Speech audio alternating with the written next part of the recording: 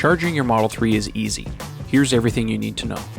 Your Model 3 comes with a UMC, or Universal Mobile Connector. The Model 3 UMC comes with two different adapters, the NEMA 1450 240 volt adapter and the NEMA 1450 120 volt adapter.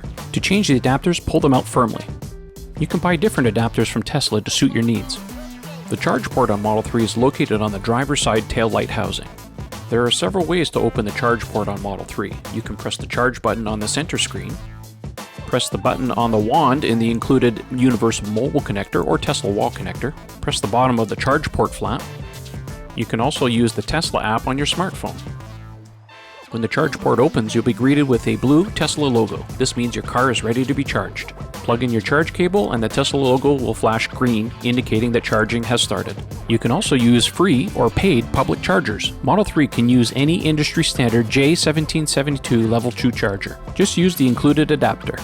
Charging times will depend on your current state of charge and your desired charging level. You can set your charge limit by tapping Set Limit on the charge screen, then dragging the arrow to your desired charge limit.